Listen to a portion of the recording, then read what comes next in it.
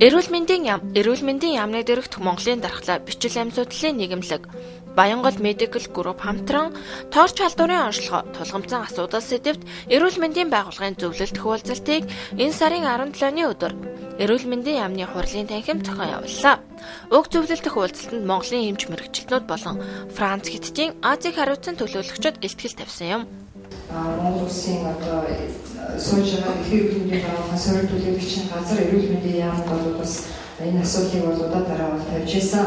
За энэ асуудлыг өнөөдөр санаачилж энэ тоорч халдварыг өөрчлөх юм бол бодлогын түвшинд одоо ямар бодлогын баримтчид босгуулах юм, ямар стратеги тактикээр энэ асуудлыг бид авч явах юм бэ гэдэг асуудлыг өнөөдөр энд оролцож байгаа манай мэрэгжлийн санал бодлоос солилцсон бидэнд маш одоо өөр өөрчлөлттэй юм зөвлөгөө болно гэж үзэж байгаа юм аа. За манай орны эрүүл мэндийн салбарт бол жирэмсэн эмэгтэйчүүд бол тоорч халдварын олон бодлого стратеги баримтчид бий. Төрхөөс өмнө болон төрөх үед халдвар авч өвчлөхийг эхийн умайд тавсан халдвар буюу ургийн халдвар тэдгээрийг тоорч гэж товчлон нэрлэдэг. Тоорч гэдэг товчлол нь T toxoplasma, O бусад буюу тэмбүү, сүрье, салхинд цэцэг, гепатит, эховирус, дохин вирус, R улаанууд, C цитомегаловирус, H хомхоо өвчин. Toxoplasma нь эгэл биетээр үүсгэгдэнэ. Мөн цусаар халдварладаг. Хожуу хүндрэл нь тархины эмгэгшил, оюуны хомсдол, тархи усчих, татал, нүдний болон булчирхай эмгэг үүсгэдэг. Бид энэ удаагийн эрүүл мэндийн удирдах ажилтны зөвлөлт хуулцалтаар эхээс урагт дамжих халдварыг тодорхойлох ийм хянах системийг бий болгохыг зорж. Тэгээс эхээс урагт дамжих халдвар гэдэг маань хамгийн аюултай нь нөгөө ургийн гаж өгжил, оюуны хомсдол гэдэг имийг ч үүсгдэг юм байна. Одоо бид урд нь Монгол улсад оюуны хомсдолтой, хөгжлийн бэрхшээлтэй, одоо гаж хөгжилтэй, уруул тагнайн стэрхийг л зөндөө хөгдөд тохиолдол байна. Энэ тохиолдол болгоныг бид бол ойлгохдоо удамшлын, магадгүй байгаль орчны бохирдол энэ төргээд олон юм тоолбонд тайлбарладаг байсан боловч өнгөрсөн 190 оны дунд үеэсгэлээд энэ өндөр хөгжсөн улсын судлаад энэ магадгүй удамшлаасаа илүү энэ өнөөдрийн бидний яаж байгаа тоорч халдвар гэдэгтэй холбоотой юм байна. Энэ тоорч халдвараа бид нар жирэмсэн эхчүүдээ нөхөн үржих насны нийт эмэгтэйчүүдийнхээ дунд энэ халдварыг хянаад хинэн эрсдэлтэй байна гэдгээ гаргаад ирвэл энэ оновчтой арга хэмжээ авч болох юм байна гэдгийг тогтоосон. Тийм ээ. Тийм учраас бид энэ хяналтын тогтолцоог энэ Монголд бий болгохын төлөө зорж ажиллаж байна. Ингэснээрээ бид 21-р зуунд эрүүл Монгол, эрүүл иргэн нэг хүлээж авч чадна л гэж ойлгож байгаа. Манай улсад үйлчилж буй халамжийн тогтолцооны үр дүнд шинээр мэдлэх хүүхдийн тоо эрс нэмэгдсэн цаашаалтайч нэрэн гач хөгжилтэй хүүхэд мэдлэх нь ихссэн. Сүүлийн 10 жилд хэд гач хөгжилтэй 407 хүүхэд бүртгүүлснээс 186 нь хөдөө орон нутгаас илэрчээ. Хүн амын талаас илүү хувь нь Улаанбаатарт байдаг гэхэд үүний 40% нь хөдөөнөөс илэрч байгаа нь орон нутгуудад жирэмсэн эхийн үзлэг онцлогоо таарахын байдаг гэдгийг гэрчилж байна. Эхээс урагт дамжин халдварлах энэ халдварын хамгийн уршиг нь ургийн гач хөгжил үүсдэгт оршино. Энэ бол ойролцоогоор 100 төрөлтөнд 1.5-аас 2.7 гэсэн тоо гараад байгаа юм л да. Энэ Монголд ямар байна гэдэг бид өнөөдөр мэдэхгүй байна. Бид мэдэх ёстой. Энэ дэлхийд даяарсан энэ үед бол нэг тийм айхтар том зүрх гарахгүй гэж ойлгоод байгаа мэрэгчлэлтний үед. Тэгэхээр бид өөрөөр хэлбэл 100 амьд төрөлтөнд 1-2 хүүхэд гажиг төрөөд байна л гэсэн үг шүү дээ шууд утгаараа. Түүнээс гадна төрхтөө хэвийн төрсөн боловч хожим сурах чадварын доройтол хэл ярианы тийм гаж тийм хөгжил гүйцээгөө тийм тохиолдол зөндөө байна л да. Энэ болгоно энэ халдвараас болж байна гэдгийг энэ судлаач тогтооцсон байна. Тэгэхээр энэ халдвар нь ер нь бол нийт нөхөрчүү насны эмэгтэйчүүдийн дунд Хятад хийсэн судалгаагаар, Италид хийсэн судалгаагаар харахад нэг ойролцоогоор цитомегаловирус нэг 90 гаруй хувьд, herpes вирус гэдэг нь ойролцоогоор нэг 40-60 орчим хувьд нь тархацсан байна. Тэгэхээр энэ их өргөн дархалтай юмд хинэн эрсдэлтэй байна вэ гэдгийг бид хянч чадахгүй шүү дээ. Тэгэхээр энэ тоорч халдварын шинжилгээ жирэмсэн эхчүүдэд хянснараа бид хэн эрсдэлтэй байна, хэн энэ ургийн хөгжил нь хэвий явагдах боломжгүй байна гэдгийг илрүүлэх шинжилгээ юм. Ингэж илрүүлснээрээ бид бол 21-р зуунд хүлээж авах иргэдээ эрүүл болгоно гэсэн үг. Монгол Улсын хэмжээнд эмгэг өвчтэй гаж хөгжил бүхий хүүхдүүдэд гадны зарим нэг байгууллага тусламж дэмжлэг үзүүлдэгч асуудал бодиттой тус болж чаддаггүй. Нэгэнд төрөө том болчихсон хөгжлийн бэрхшээлтэй хүүхдүүдэд бүхэл талаараа туслах нь нийгмийн хариуцлагч гэлээ. Улс орон олон нийтийн эрх ашигын үүднээс гаж хөгжилтэй хүүхэд мэдлэгээс зайлшгүй сэргийлэн цаашид гаж төрөлтийг баг дээр нь онцлон тогтоож таслан зогсоох нь чухал юм. Өнөөдөр бол энэ нэг эхээс урагт халдварын талаар ингээд ярьж байна л да. За эмнэлгийн нэрээр бол энэ тооч халдвар гэдэг юм. За энэ бол олон одоо халдваруудыг нийлүүлсэн юм товчилсан үг байж байгаа. За тэгэхээр энэ халдварын хувьд бол одоо өнөөдөр бол яа харахгүй бүр ярих цаг нь болсон. За энэ бол одоо бас зөвхөн Монголыг төдөөгүй дэлхийн нийтэд бол асуудал болоод байгаа юм юу халдвар сэдв байгаа юм л да. За тэгэхээр энэ талаар бол бас энэ эрдэмтэд гаднаас ирсэн хүмүүс л ярилцж байна. За энэ ихээс урагт дамжих халдвараас сэргийлнэ гэхэд бид нар ямар ч байсан одоо жирэмссэн болохоос өмнө жирэмсний эхний саруудад бол энэ халдварын онцлогыг тавих юм бол их ач холбогдолтой.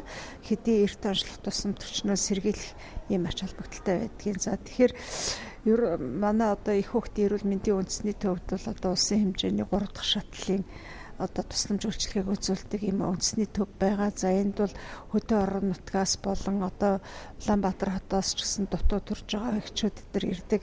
За энэ эхчүүд донд бол янз бүрийн одоо эмгэгүүд ингээд илэрч байгаа. Гэтэл тэр нь бол аль нь одоо яг энэ халдвараас шалтгаалж байна уу гэдгийг бол бид нар бас бүрэн тогтоож чадахгүй байгаа. Зарим хүмүүст бол ингээд одоо шинжилгээ хийгээд үзэхэд бол энэ халдваруудын одоо зарим илэрцэл ээж идэг учраас тэгэхээр энэ халдвар маань бол урагт дамжих ер нь бол одоо жирэмслэлтийг цааш хэвэн тех явцад бол их сөрөг нөлөө үзүүлдэг ийм л халдвар л да.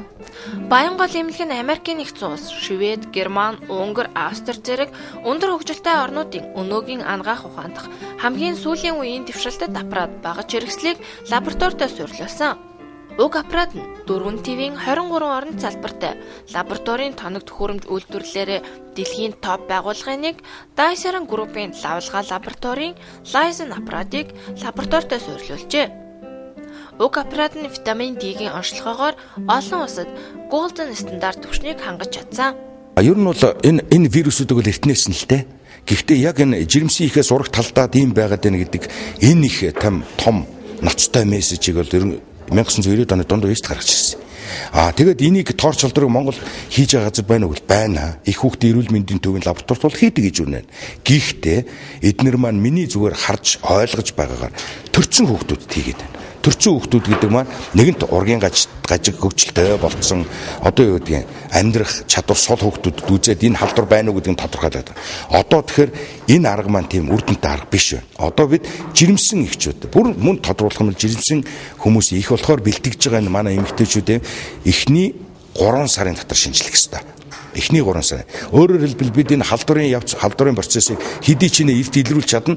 Дараагийн авах хэмжээгээ бид төлөвлөе шүү дээ. Өндөр хөгжилтэй улсууд үнэхээр их ахдаг шалдвартай энэ урагт нь халтцсан байна гэдгийг тодорхойлын жирэмсний таслах хүртэл арга хэмжээ авдаг байхгүй. Мэдээж энийг бол эцсэн тогтооход хэцүү шүү дээ. Бид бол гажиг хөгжилтэй ийм хүүхдүүд өөрөөр бол хөгжлийн бэрхшээлтэй ийм хүүхдүүд төрөөд байгааг бид нэг хэсэг бол одоо удамшлын шалтгаантай гэж ойлгодог байлаа шүү дээ. Ерөөсөө дэлхийн нийтрээд гэж ойлгодог. Гэтэл энэ удамшлын шалтгаанаас илүү халдвар нь илүү нөлөөтэй юм байна гэдгийг гараад. Тэгэхээр мэдээж ганц халдвартай нэлзааж болохгүй л одоо та бидний амьдарч байгаа энэ орчны бохирдол, агаарын бохирдол өчнөө бол юм. Ургийн гажиг тодорхой хэмжээгээр нөлөөлж байгаа. Яг үүнтэйгээ холбоор. Өөрөөр хэлбэл ийм байхгүй да. Энэ халдвар гэдэг чинь дархлаа тогтолцоо нь хэвийн байгаа хүнд бол маш тийм хөнгөн хэлбэрээр яваад өнгөрчдөг халдвар. Их жирэмсэн болно гэдэг маань ямар нэгэн хэмжээгээр тэнд дархлааны үйл ажиллагаа дарангуйлагдах, өөрчлөгдөх үзэгдэл явагддаг. Дээрээс нь агаарын бохирдол байж байна. Энэ агаарын бохирдол чинь ерөөсөө дархлаа чадамжийг нам унгааж байна. Ийм учраас л энэ халдварын нөгөө хор хөнөөл нь илүү хэмжээгээр гараад ирж байгаа хгүй. Улаанбаатар хотын өвчүүд илүү хэмжээгээр гараад ирж байна. Тэгэхээр энэ вирус маань одоо юу гэдэг нэг 40-оос бүх эмэгтэйчүүдийн 40-оос 90% нь тархацсан. Энэ тархацсан дахиж идвгжээд байна уу? Эсвэл дахин халдвар аваад байна уу? Эсвэл бүр жирэмсэн байхдаа энэ халдварыг бүр анхдагчаар аваад байна уу гэдгийг илрүүлэх нь чухал. Тэгэхээс бас нэгэнд халтцсан дархлааны дараах хариу уруул гэж байдаг. Энэ дархлааны дараах хариу уруул нь бол нийтгүй ам 90 гаруй хувьд нь илрээд байна гэж байна шүү дээ. Тэгэхээр 90 гаруй хувьд нь энэ халдварыг ямар нэг хэмжээгээр авчиж гэхдээ тэр дунд нь дархлаа нь хомсдсон аль эсвэл юу гэдэг жирэмсэн байхдаа энэ халдвар дахин идэвхсэн тохиолдолд гидсэнд нь тээж уурахт ноцтой хохирол хөнөөлийг учруулад байна л гэсэн санаа юм л та. Дэлхийн нийтээрээ ургийн гажигтай хүүхэд төрөх нь удамшлын нөлөөтэй гэж дүгнэж байсан бол халдвараас болж янз бүрийн гажигтай хүүхэд төрдөг болохыг эрдэмтэд нотолжээ.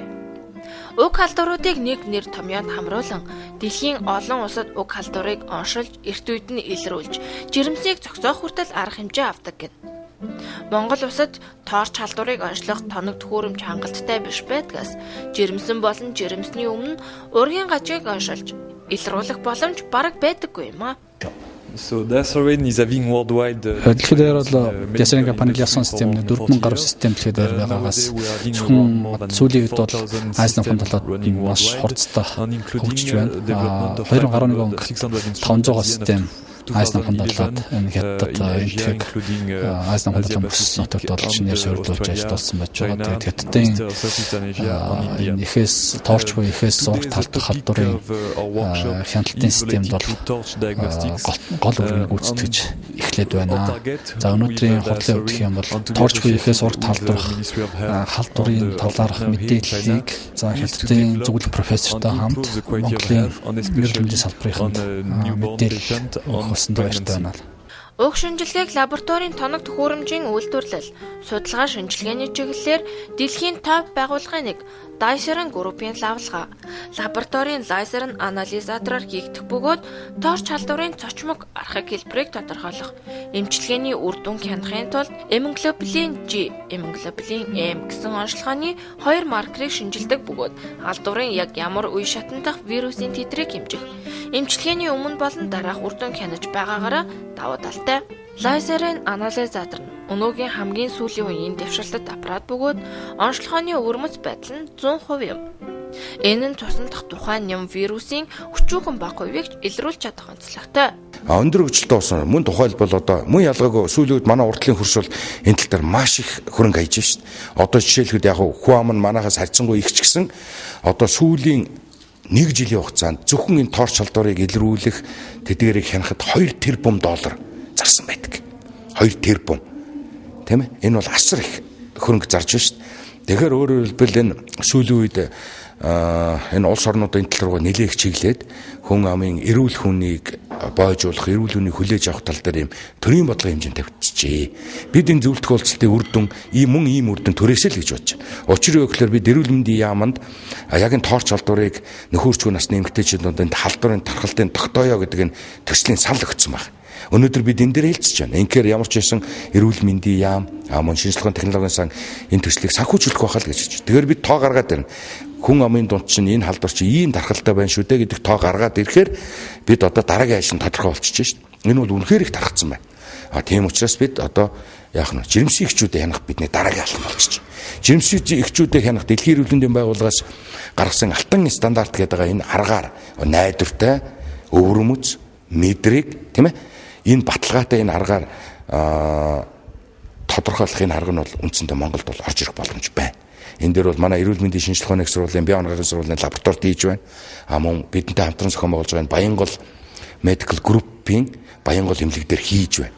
Хүн болгон тэр болгон мэдэхгүй байна. Тэгэхээр бид энэ мессежийг, энэ сурталчилгаа, энэ халдварын алсын урхахыг нийтэд мэдээлэх ажил нь бидний үүрэг болов гэж бодож байна. Эрүүл мэндийн яамнаас бодлогын төвшөндөө энийг гаргаад ирэх юм бол бид арга зүйгээр хангана, мэрэгчлэлтнээр хангана. Бидэнд бол бэлтгэсэн хүмүүс байна.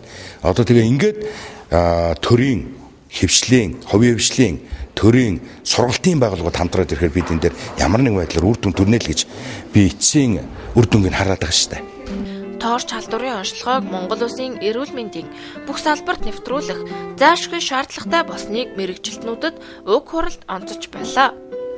Эрүүл хүүхэд, эрүүл Монгол улсыг бий болгохын тулд их хүүхдийн эрүүл мэндийг анхаарч, учирч болох эрсдэл хүчин зүйлүүдээс хамгаалах нь эрүүл мэндийн салбарт тулгамдж байгаа асуудлуудын нэг юм. Иймд уг зөвлөлдөх хурлын үр дүн болоод Монгол улсад уг халдварыг онцлох тухай эрүүл мэндийн яамд өргөн барьсан төслийг төрийн түвшинд баталж хэрэгжүүлэх хэсгийг л харах үлдлээ.